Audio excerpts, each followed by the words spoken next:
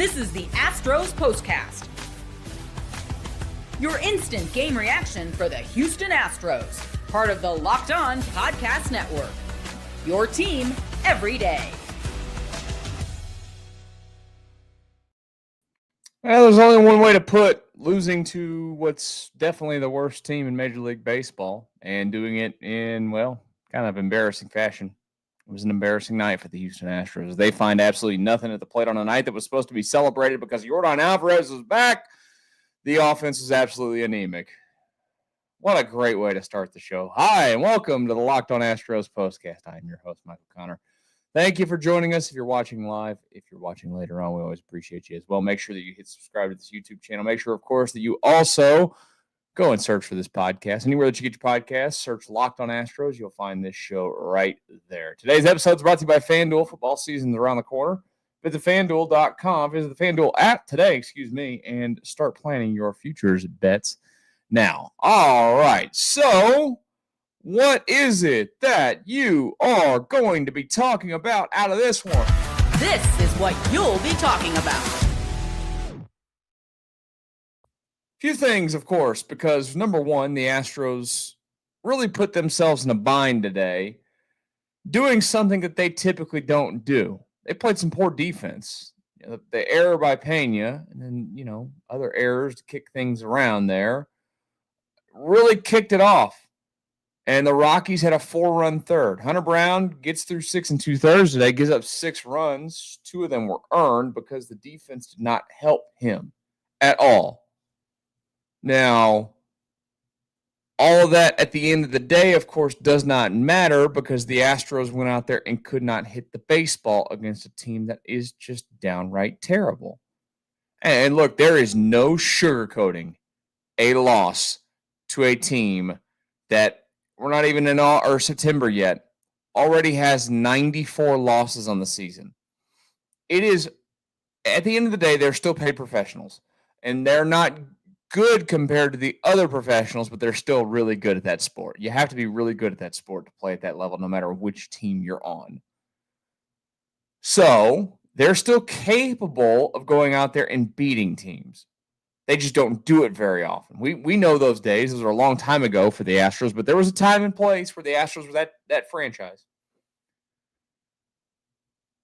But tonight, and where they're at in the season, you can't keep having nights like this.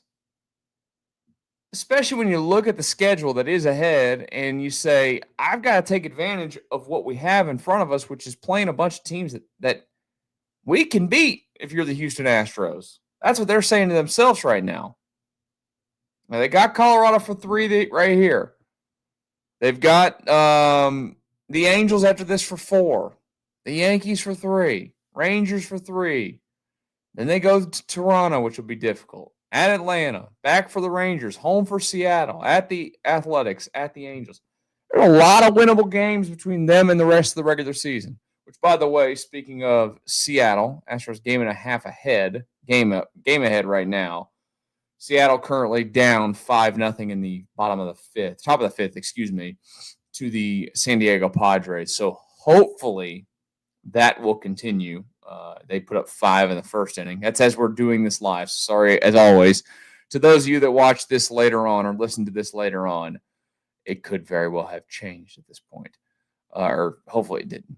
But Astros look like they should hold on to their 1.5-game lead in the American League West. But there is no other way to put this for the next 2 days. The Astros are playing the Rockies for 2 more days.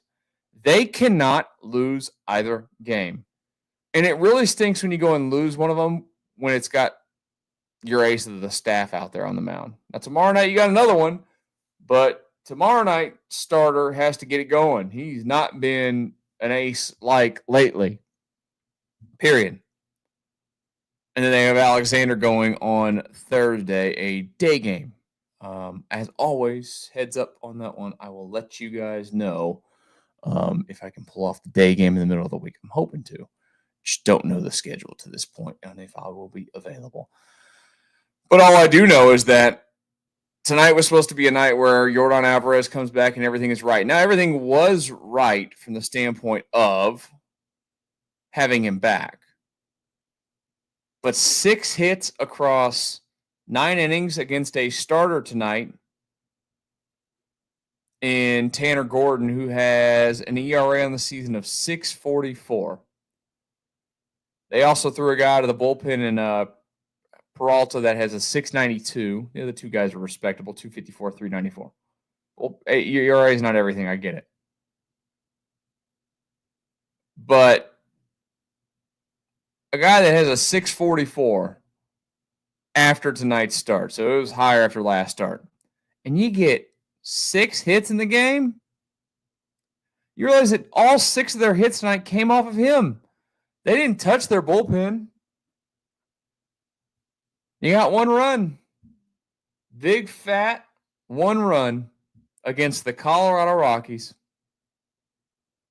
A little bit dumbfounded, to be honest with you, that it was that bad. I can see losing the game, but it not being the most competitive baseball game, well, not great. Not great at all. Up and down the lineup tonight, you just go through it. I mentioned Pena, who had a horrific night in the field, which is not normal for him. He is one of the best defensive shortstops in the game. 2 errors, really blew things up there. Correa did have a knock, got on base a couple times with two walks. I've got nothing to come. I still, another night, I have 0 things to say that are bad about Correa. Altuve, not good tonight. Jordan, 2 walks. They were scared to death of him. Got nothing out of Christian Walker. Sanchez bops the only run of the night, which was a huge home run in terms of length. Nothing else out of the bottom of the lineup. A couple of hits, 1 for Dubon, 1 for Melton. That's it. Getting Jordan back will not fix everything. It's going to help mightily in terms of the way that opposing pitching staffs attack the Astros. I think one thing is going to be interesting to see what happens here is where they utilize Jordan. Because we all know that Jose Altuve at this point is a big liability in the field. And they've been DHing him a lot, and I honestly think at this stage of his career, Jose Altuve should be an everyday designated hitter. He should not play the field. And you worry about the Jordan thing. I think that since you're so late in the season, it's August the 26th, I think for the most part, you're going to play Jordan in left field. I really do. And you're going to DH Altuve, and then you're going to deal with it in the offseason. Which means you're going to put Jordan back at DH a lot, and they're going to split. They're going to have to split. There's no other way around it. Now he's got to get his back going at the big league level like he was doing down there at the minor league level. Let's talk about tomorrow's game, how you have to flush this one away, and we'll talk about, how you do that next here on the Locked On Astros Postcast. Before we get there, they could have used it tonight, but it's time to fuel up and turn it up with 5-Hour Energy Transfusion. The grape, ginger, and lime flavored shots bring you the iconic taste of a golf course favorite to a non-alcoholic boost. Perfect for sinking birdies or making great memories with friends, it's a hole-in-one for your energy game. Whether you're out on the course or just need a little extra push to power you through your day, 5-Hour Energy Transfusion delivers the clubhouse flavor you love without ever leaving the green. Golf is about good times with good people and good flavors. The grape, ginger, lime flavor of 5-Hour Energy Transfusion gives you the best parts of your clubhouse go-to without leaving the course or chasing down the bev card. Now you can amp up the fun even more. Just buy, snap, and enter for a chance to win a dream golf trip for 2 to any golf tournament in the USA. Tee up that trip. Visit 5hewin.com for full rules and entry. No purchase necessary. Excludes the Masters tournament. Ends October 31, 2025. And one more message before we get back to our discussion on the Astros loss tonight. It's a big day today, and it's actually winding down, so you better hurry. August 26th today is officially FanDuel Futures Day, a brand new holiday for football fans who live for bold predictions and preseason hunches. For just 24 hours, FanDuel is giving you deals on NFL season predictions. So whether you're calling your MVP, eyeing a long shot division winner, or ready to crown your Super Bowl champ before week 1 even kicks off, this is your moment. So let's go ahead and give it. I've been saying it. CJ Stroud MVP. Say it with me. Let's just believe, Houston. Visit the FanDuel app today and start planning your futures bets now, because futures bet is one day and one day only. FanDuel, play your game. Well, I've got nothing great to say because the Astros went out and lost to the Rockies tonight, and they didn't have anything good happen in the baseball game at all. It was just downright terrible. No other way to put it. Welcome back. I'm your host, Michael Connor, here at the Locked On Astros Postcast. They have to flush tonight's baseball game and go back at it tomorrow. And they have to have Framber Valdez come out and pitch like Framber Valdez is supposed to pitch. I need 7 innings of shutout ball.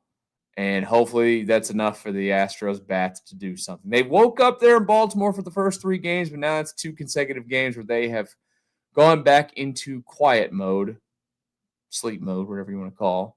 And hopefully that comes to an end. Of course, when the game wraps up tomorrow night, I'll be right here with you for the Locked On Astros Postcast. Go get some sleep and forget about this one as best you can. We'll talk again tomorrow night after Astros and Rockies and the Locked On Astros Postcast.